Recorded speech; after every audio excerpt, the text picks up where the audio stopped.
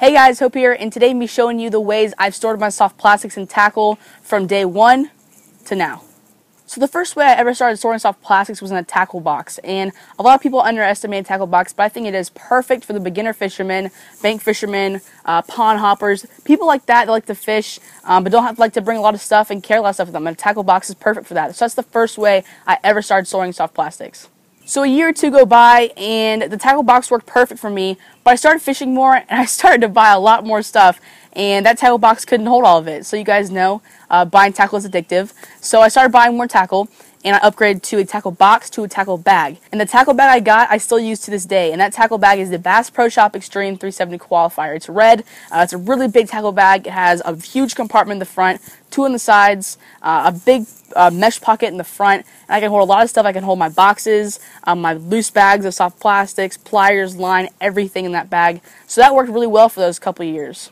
Now I started to get a little bit more serious into fishing, and I seen videos on YouTube, people with these plastic boxes, and I was like, maybe I should switch to that, maybe I shouldn't, but I ended up switching to these 3600 series boxes, and I basically put all my flukes in a box, all my lizards in a box, all my worms in a box, and that works really well for pond fishermen. If you just have, at the pond, the flukes work really good, so you just bring your box of flukes. Or say you're fishing at your friend's house, you want to bring your box of flukes, you bring your box of flukes. So this is really good for that kind of fishing, but I didn't know I was going to start going into tournament fishing. So tournament fishermen, I would not recommend this because it takes a lot of room, especially if you're a co-angler. I wouldn't bring, 20 boxes like this with different types of lures in it on someone else's boat because it takes up a lot of room. So I used that way for a good while, but then I started actually getting really serious into tournament fishing, and that right there is not a good way to store soft plastics because it takes up a lot of room.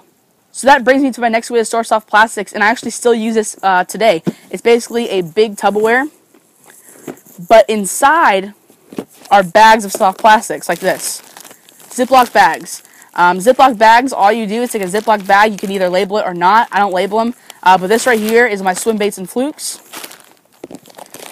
This right here is my creature baits. I'm actually going to be getting a different bag for this, and I'll show you that next way in a second. But for right now, we got all my creature baits in these bags right here, these big Ziploc bags. And also in here during tournaments, I'll put some jigs I haven't opened yet. I'll put some rattle traps I haven't opened yet. I'll put some little boxes of jerk baits in here, depending on where I'm going. I'll put some marker buoys in here. So when I go to a tournament, I basically just fill this box up right here. Not too big of a box, but not too small. It's got a nice big cap on the top of it that actually hold everything down. This is actually a Sterlite box. If you're looking for a good box, Sterlite's good. I've got like 5 of these boxes I use for different things. So I still use this to this day for tournaments and things like that. But basically any fisherman, bank fishermen, pond hoppers, beginner fishermen, you can put your soft plastics in these bags. And I think this way right here is perfect for anybody. So that way I use a lot in tournaments, and this way right here I started using actually this year, and I'm loving it. It's awesome. It holds a lot of tackle, and that way is these deep Pro Latch boxes. And this right here is my worm box, and you guys can see there's a ton of worms in this box. And instead of having 4 of these boxes of different colors, I can simply just put all of them in this box with different colors without having to bring 4 boxes.